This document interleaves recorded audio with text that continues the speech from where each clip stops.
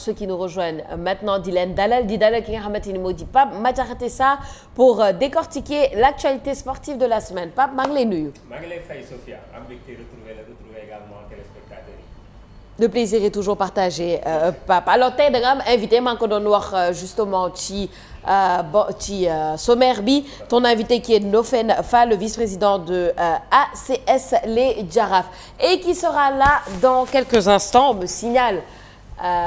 Qu'il faut que tu arranges ton micro, oui, c'est bien ça, Pape Madiakhaté. Le temps que tu arranges ton micro, en tout cas, je le disais tout de suite, Ndofène Fall, vice-président de ASC Les Jaraaf, va nous rejoindre dans quelques instants.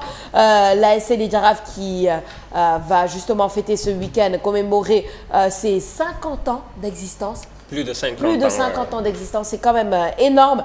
Et donc voilà, on va parler des souvenirs des pères fondateurs aujourd'hui. Absolument dinañ ko waxtaanee léegi rek bu ñu ko installé ngeen ñu waxtaanee ci li nga xam ne moom mooy Jaraaf nga xam ne ñu ngi préparé d'ailleurs benn événement ce week-end ngir fàttaliku ñi nga xam ne ñoom ñoo sos club bi Jaraaf c'est un club historique. C'est le club le plus titré du pays. Club boo xam ne am na plus de 50 ans depuis sa création vers les années 60 donc club bu historique la bu ñëwee dinañ waxtaan bu baax a baax ci li nga xam ne moom mooy événement bi nga xam ne ci lañ jëm week-end bi mais parler également du club Jaraaf bi nga xam ne quand même am na actualité ñu ngi ci période mercato saison bi ubbeegul mais Jaraaf mooy représenté Sénégal Coupe CAF donc ñu ngi def liggéey bu am solo dañ ci waxtaan ak moom également sur l'actualité du foot de façon générale Ndofène Fall c'est un ancien footballeur aussi du Jaraaf comme international donc dinañ waxtaan ak moom ci lu yaatu ci loolu mais il y a une actualité on est dans les Jeux Olympiques. Oui, avant qu'il arrive il faut qu'on en parle de ces fameux Jeux Olympiques man maa ngi seetaan tuuti rek. Absolument il y a quelques trucs que je regarde et tout j'ai vu certaines choses passer. Ouais. Je te laisse nous faire le point. Absolument alors pour sénégalais yi tey on a 3 athlètes sénégalais yi nga xam ne dinañ entrer en lice. alors ci judo à 8h disons dans quelques minutes. Oui. Mbagnick Ndiaye notre porte-drapeau de ces dernières années c'est l'un des athlètes yu gën a célèbre bien sûr moom mi nga xam ne dina def c'est un judoka dina entrer en lice ci li nga xam ne mooy 16e de finale yi c'est les plus de 100 kilos à 8h moom contre Boubacar Mané qui est un Bissau-Guinéen ñoo fas yéene jongante ci 16e de finale yi alors moom il dit que son objectif c'est d'aller au bout. Ça va pas être facile parce que sur le chemin il y a un certain Teddy Riner, plusieurs fois champion du monde, champion olympique également, français de surcroît à Paris. Où se déroulent les JO du yomb. Mais il a des chances de médaille peut-être et ça démarre aujourd'hui face à un Bissau-Guinéen. En principe ça devrait bien se passer sauf catastrophe évidemment mais en attendant moom dinañ xaar mu daal di mën a def li nga xam ne moom mooy sa première sortie à 8h donc dans quelques minutes après moom il y a Yves Bouris qui a compéti ces derniers jours qui a failli bu dul woon erreur bi mu def dans une des portes remporter une médaille d'argent parce que son temps justement bi nga xam ne defoon na ko lui donner une médaille d'argent malheureusement faute bi mu def ba tax mujj ko am il va compétir ci beneen de discipline mooy kayak cross ce sera à 13h30 GMT Yves Bouris bi nga xam ne également il va tenter sa chance dans une autre discipline et enfin Salissar ci athlétisme triple saut athlétisme nga xam ne moom mooy disons là à part basketball discipline bi gën a célèbre ci Jeux Olympiques yi en athlétisme triple saut tey lay tàmbali athlétisme moom triple saut à 16h15 ci lay fas yéene tàmbali donc voilà c'est des athlètes sénégalais qui vont entrer en lice on croise les doigts même si ce sera compliqué disons. Ce sera compliqué mais on continue à croiser les doigts le patriotisme oblige tu sais Pape man ci semaine bi seetaan un match de tennis de table avec le Sénégalais Ibrahim Thiam je pense il s'appelle comme ça une mère malienne c'est ça une mère malienne un père sénégalais il jouait contre l'asiatique j'ai oublié son nom mais c'est-à-dire que man xawma dara ci tennis de table honnêtement je connais le tennis normal mais le tennis de table effectivement je maîtrise pas trop mais daal le fait que sénégalais rek moo taxawoon mais patriotisme bi si àndal et puis je me suis dit man est-ce que je dois mettre mon cœur dans ça est-ce que les Sénégalais vont pouvoir avoir une médaille ça va pas être facile hein. Non pas du tout facile hein je le disais la semaine dernière disant que ça va pas être facile parce que li tax du yomb mooy Sénégal on a eu quand même suñu athlètes yi une préparation assez compliquée ñu bëri ils ont plusieurs fois dénoncé un manque de soutien dans la préparation donc du coup c'est un peu difficile mais il faut quand même y croire et se dire que voilà tout est possible même si on amuñu chance peut-être remporter une médaille ce sera une énième occasion de dire aux autorités la nécessité de soutenir quand même nos athlètes yi nga xam ne on a du talent on a du potentiel dans ce pays mais comme li ñuy wax Jeux olympiques ça ne se prépare pas sur des mois ou sur une année c'est sur 4 ans maanaam Jeux olympiques Paris bu jeexee le lendemain on doit commencer à travailler sur les prochains Jeux olympiques pour préparer suñuy athlètes entre-temps dinañ organiser des JOJ en 2026 justement là c'est un enjeu de taille nga xam ne dinañ ci mën a jaaree ngir mën a liggéey former des jeunes peut-être qui d'ici benn olympiade wala ñaari olympiade dinañ mën a permettre Sénégal mu mën a am des chances de médailles comme les autres pays africains arrivent à le faire l'Afrique du Sud a déjà remporté quelques médailles il y a le Kenya qui performe dans les distances longues comme les 1000 mètres 10 000 mètres 5 000 mètres il y a d'autres disciplines également comme la natation yi nga xam ne des Africains s'en sortent des Algériennes comme ki nga xam ne depuis hier mu ngi def coow Iman la boxeuse ou boxeuse d'après certains donc liggéey la boo xam ne war nañ ko def pour mën a am peut-être des médailles et une seconde médaille deuxième médaille disons-le après Amadou Diaba bi nga xam ne c'était en 1988 ça commence quand même ça date ça ne commence pas à dater mais ça date quand même. Non mais xam nga ñun malheureusement la faille est toujours là ñun soit ñu am ay problèmes de préparation. soit ñu am ay problèmes d'organisation te man loolu moo métti parce que tu te dis que tu as des athlètes yi nga xamante ni ils sont là ils ont peut-être le potentiel ils ont peut-être le talent waaye préparation bi du demee ni nga xamante ni noonu la waroon demee wala organisation bi du demee nu mu waroon demee ce qui fait que on perd la chance qu'on pourrait avoir de remporter des médailles dans des compétitions mondiales universelles nga xamante ni ñëpp a ngi koy xool loolu il est temps on en parle je me rappelle on en parlait quand Sékou Sey il était sur ce plateau. Absolument. On en parle souvent avec toi le bas blesse toujours ci côté boobu nan la ñuy def ba préparer ba jox li nga xamante ni mooy gëdd suñu sport xam ni le sport peut être vecteur de développement tu l'as dit 2026 dañu war a organiser JO yi organisation boobu nan lay demee. Est-ce que pare nañ pour organiser JO yi man je me pose la question su ma gisee nos stades xam naa ni ñu ngi rénover ñu ngi defar et tout. Mais après il y a beaucoup de désencombrement à faire. Da ngay dem Léopold Sédar Senghor lu fa nekk da ngay waaru. da ngay dem Iba Mar Diop da ngay waaru donc.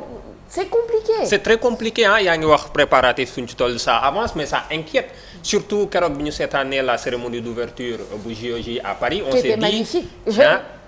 Oui ñun fu ñu toll quoi parce que ça c'est du sérieux parce que pour rappel Jeux olympiques de la jeunesse dañ koy organiser mais c'est la première fois que le continent africain di ko recevoir. Et Sénégal am honneur nekk premier pays africain bu koy recevoir ci continent bi donc c'est une chance mais c'est également une opportunité boo xam ne mën nañu permettre tey ñu jaay encore une fois de plus la destination Sénégal maintenant il faut que ça soit parfait wala le plus parfait possible mais tey y a beaucoup de couacs des gens s'interrogent sur les difficultés ak préparatifs nan lañ ko war a defee mais il y a du travail à faire et je pense que tey comité national olympique ak ay partenaires am war nañu gën a baral liggéey bi ngir ñu mën a fexe ba mën a am réussite ci organisation li nga xam ne moom mooy événement. C'est ça en tout cas on l'espère on en parlera tant qu'il le faudra parce que am na solo torop alors Pape sa invité bi Exina je le rappelle Pape reçoit monsieur Ndofène Fall vice-président de ASC Les Jaraaf monsieur Fall ñu ngi lay nuyu les ziar di la dalal ci plateau bi. maa ngi leen di jégalu d'abord. waaw bu dee 2 minutes sax tardé naa ko. waaw bu waaye maa ngi woon ci suuf di lijjanti fan la war a nekk. effectivement moom fekk foofu ne ma 4e. dëgg la tout à fait. dëgg la leen di gërëm ci invitation bi. di nuyu suñu mbokk yi ñuy suivre yëpp. parce que télévision bi wax dëgg yàlla la gën a yàlla. mi ngi bay waaram ci tool bi. macha allah muy noonu Pape maa ngi lay bàyyi nga tàmbali sa waxtaan ak effectivement Ndofène Fall vice-président bu ASC les Jaraaf di am mbégte dalal la ci biir kër gi min nañu sa voix en tout cas ci rajo bi bu baax a baax télé bi également tey ñu am mbégte dalal la alors ASC les Jaraaf pour fàttali parce que fàttali la répétition est toujours pédagogique Jaraaf club omnisport la football la ñu gën a xam waaye am na yeneen discipline yoo xam ne am na ci ñu créé ko en 1969 bientôt 54 ans mais mu ngi bàyyeeku ci foyer France-Sénégal ci année 30 yi vers les années 1930 ci côté club football bi nag Jaraaf c'est le club le plus titré de ce pays coupe AOF en 1948 champion du Sénégal 13 fois vainqueur coupe du Sénégal 16 fois bu mujj bi 2023 la coupe du Sénégal junior gagné nañ ko 2 fois également 2016 ak 2024 muy daaw ak le coupe de l'Assemblée nationale également bi nga xam ne Jaraaf jël na ko plusieurs fois loolu tey li ko sos muy ay père fondateur am nga xam ne mën nañ ci tudd ay kàngam yu bëri ci wàllum tàggat yaram ñooñu ngeen décidé di leen fàttaliku defoon ngeen ko ren également ngeen fas yéene koo defaat ndi ki ëllëg ci samedi gi ndax mën nga dikkaat ci solos fàttaliku googu nga xam ne da ngeen koy def et pourquoi ngeen bëgg tout le temps di répéter en tout cas cet événement nga xam ne léegi inscrire ngeen ko ci seen agenda. waaw jërëjëf wax dëgg yàlla dëgg neex yàlla dañu bëgg di fu ñu toll ñuy wone ni caractère familialu Jaraaf te loolu il faut ñi nga xam ni ñoo ñu jiitu ñenn ñi di leen xam di leen ràññee les pères fondateurs du Jaraaf waruñu leen a fàtte parce que boo koy seet ñoom dañ ko gëmoon malgré jafe-jafe yi nga am yi amoon parce que ku mel ni président Senghor mi ngi fàttali mu ne li nga xam ni moo ko ëlëm ci mbir mi mooy équipe bu mel ni foyer France Sénégal nga xam ni moom bi mu nekkee détenu en Allemagne bi ñu ko jàppee Allemagne da doon jot ay colis yoo xam ni waa foyer ñoo ko doon yónnee mu ne ñu nar koo raafal noonu ci dëkk ci réew mi metti na ko loolu dalay won ni ñooñu gëmoon nañ ko gëm-gëm boobu ñu amoon ba def ko gëm-gëm boobu nag la ñu bëgg ñi nga xam ni ñoo fi nekk fi mu nekk ak ñi nga xam ni ñi ngi ñëw ëllëg ñu am ràññee ci ñoom ñi ci jiitu bëri na dañuy dem ci famille yi def nañu benn plaquette baa ngi nii plaquette fàttaliku tout à fait nga xam ni dañ cee def nataalu ñi nga xam ni ñëpp ñi ëpp boog jiitu nañ ñu génération par génération les pères fondateurs c'était les pères Kéba Mbaye toute la famille Diack depuis tonton Maguette Diack jusqu'à As Diack en passant par Lamine Diack en passant par les Lamine Diack Alioune Diack la famille est encore là tout à fait parce que la famille de père la famille Diack est encore là. Absolument. Les garçons ont grandi, c'est les Kapi, commandants, c'est Massata. Oui. Il y a la famille de Père Kéba Mbaye. Il y a Jean-Baptiste Depudero, Adignan, Ablaye Fofana. mënuma citer ñëpp. des figures marquantes. Mais d'autres yoo xam ni ñenn ñi xamuñu leen. qui étaient les Aziz Mbaye les Guèye Niaye les tontons Adama Ndaw Niang Demba Sall et cetera et cetera. pour bañ nag. loolu jóge fi. dañuy wax ne wolof daf naan lu jiw wa jeexul jógu fa. ils ont semé semence boobu ñun dañu am rôle boo xam ni dañ ko ci war a jouer. boo seetee ba ñuy commencer ci président yi ba bi ñuy jox Cheikh Ahmed Tidiane Seck.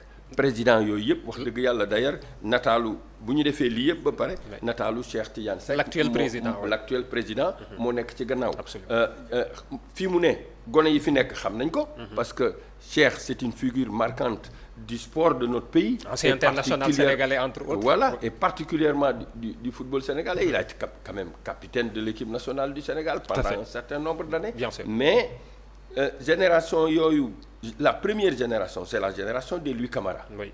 Les Louis Camara Issa Mbaye vieux Faye Demba Mbaye Edouard Niakadia et cetera c'est la première génération. Nous sommes la deuxième génération. C'est la génération des on était peut-être 9 en équipe nationale. Oui. Quand on arrivait, il y avait les 2 gardiens Demba Mbaye et Birane Ly, Ablaye Ba et Ibrahima Ba Eusebio, Attila moom jiitu nañu moom itam Léopold Mansour Ciss Big Boy Farat Arnan man au milieu de terrain où on avait Badou Gaye Baye Touré Mbaye Fall Cheikh Fam qui étaient aussi des attaquants de haute lutte. D'ailleurs on était presque 9 en équipe nationale, mais malgré ça quand on est arrivé la première année on s'est vu trop beau, on n'a rien gagné. Effectivement. Ce qui prouve que le talent il est important.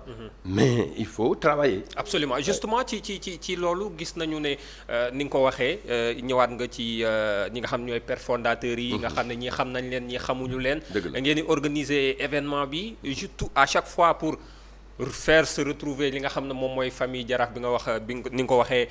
yaatu na te am na histoire boo xam ne bu weesoo Jaraaf def na ko ci histoire sport bu Sénégal. tey jii nii naka ngeen di defee li nga xam ne moom mooy justement journée fàttaliku bi pour commémorer justement ces anciens. Voilà, ces pères donc fondateurs. on a fait cette plaquette. On a préféré aller déposer auprès des différentes familles. Parce que non seulement dañ leen di wax ni dañ leen di jox seen wàccuwaay ak seen cër, mais en plus de ça dañoo bëgg ñoom itam ñuy garder lu demee nii. Cérémonie bi à 9h il y a accueil et installation, récital de Coran, prière, ñu dañuy jàng kaamil ñaanal sunu waay dawlu yi, message du président Cheikh Ahmed Tidiane Seck, allocution, mot de clôture, pause déjeuner, échange de souvenirs, fin de cérémonie. Nous pensons pouvoir terminer la cérémonie de samedi à 15h au plus tard.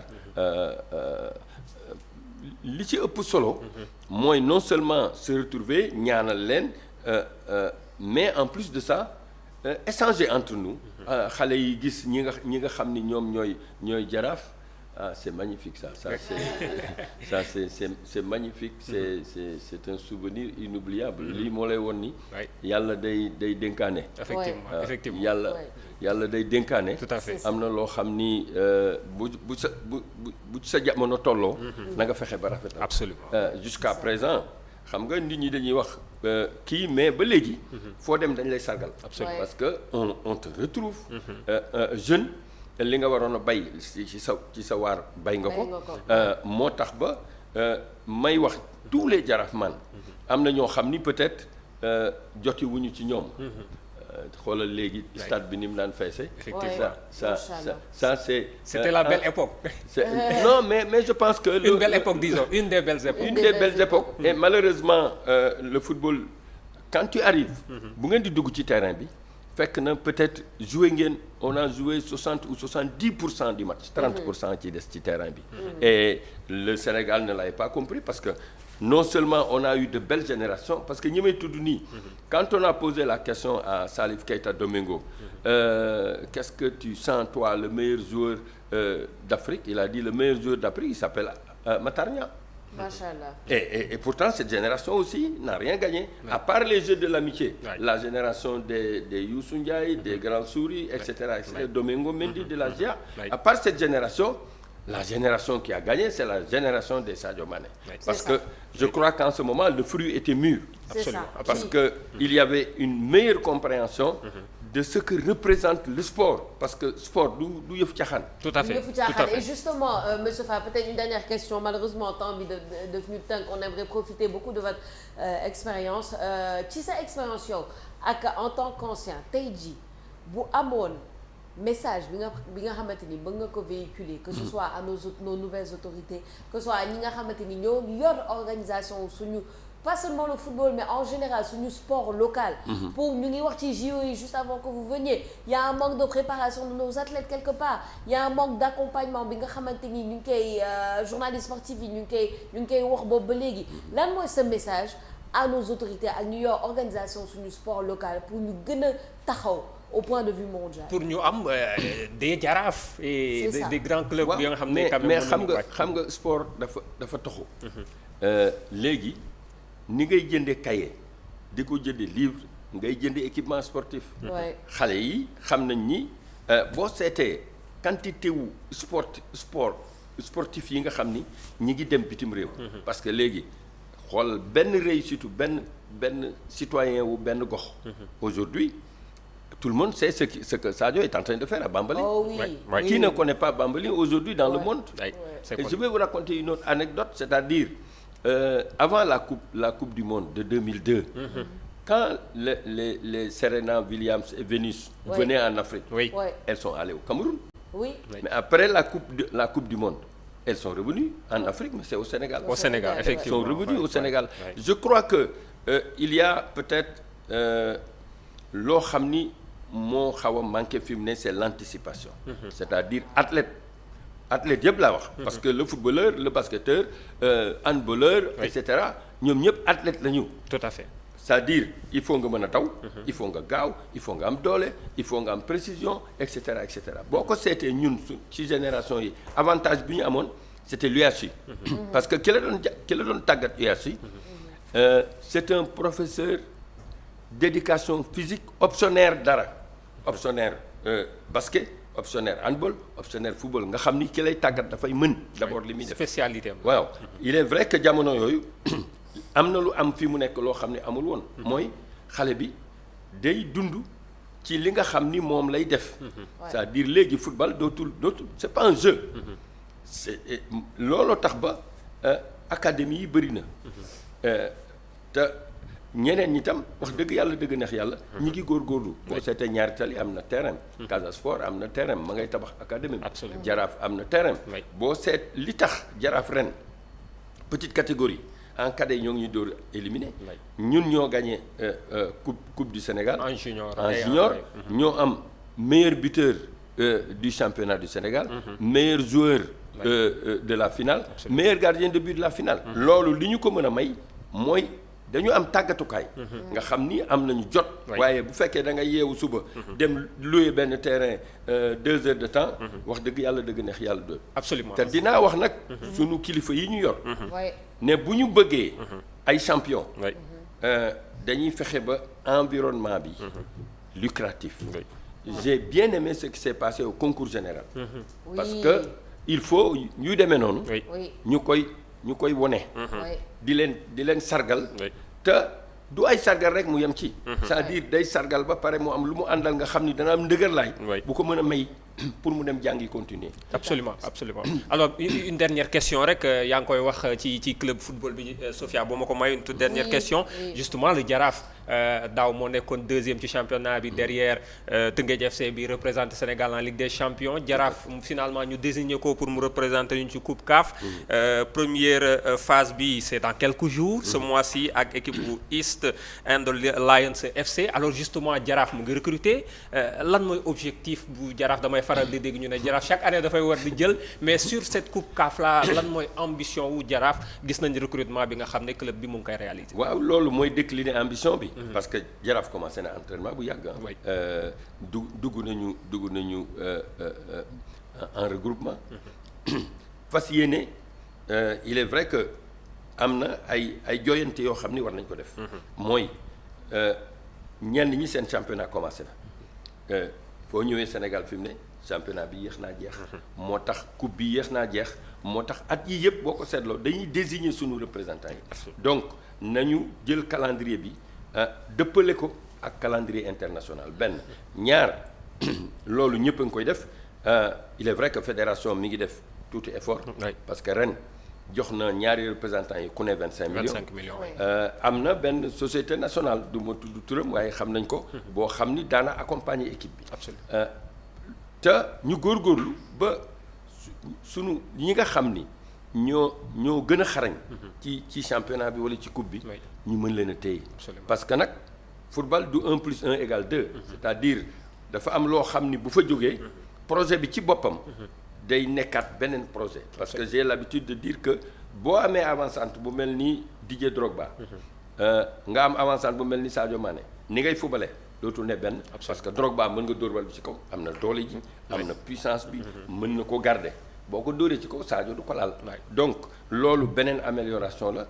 beneen bi mooy ñu teel a génne calendrier bi xam kañ lay commencer. kañ lay jeex te ñu jéem ko góorgóorlu ci pour respecter ko. tout à fait. dire aussi maintenant ça c'est les aspects de la fédération des ligues et cetera et cetera. Maintenant on joue partout. au football et ça c'est important aussi. Absolument. mais li ñuy war a góorgóorlu mooy fexe ba góorgóorlu ba sunu joueurs yi ñu mën leen a téye fii. bu fekkee dañu bëgg a exister. en Afrique en compétition. au plan local. je dis il faut ñu góorgóorlu. mënoo def saison ba mu jeex. nga gagné coupe du Sénégal ñu jox la 20 millions de francs CFA nga dem tu as en face de toi quelqu'un qui a reçu 500 millions. c'est ça li tax ñu mën a fokkati par exemple Jaraaf ren sunu arrêt central dem na. c'est li ma jàpp ci meilleur en Afrique ci la bokk. le milieu de terrain Tendeng c'est des produits rares.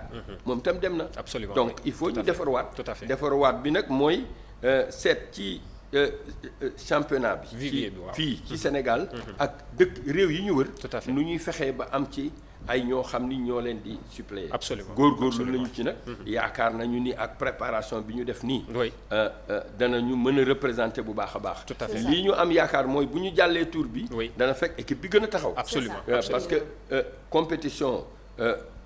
bu ñu waxee sport collectif. tout à fait collectif bi daf ci am solo. absolument parce que il faut ñu déggoo. absolument boo déggoowul nag du sotti. du tout à fait sotti. tout à fait. Monsieur Ndofène Fall vice-président de ASC Les Jaraaf di la gërëm di la sant bu baax ci teewaay bi.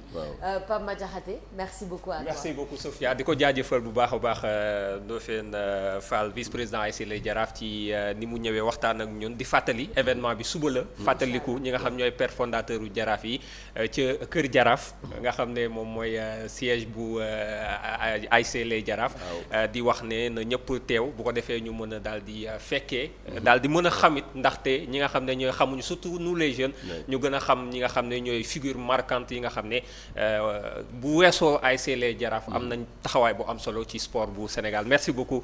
ci mais maa ngi leen di gërëm di leen sant parce que bi ñuy xalaatee événement ba pare. président Cheikh Ahmed Tidiane Seck dafa jël.